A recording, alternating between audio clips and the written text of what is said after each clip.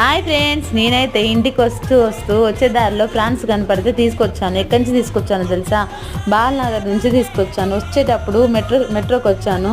ఇక అలాగే ఫ్రాన్స్ కూడా తీసుకొని వచ్చాను. వచ్చాక అమ్మ ఓపిక లేదు, నువ్వే చెయ్యని చెప్పింది.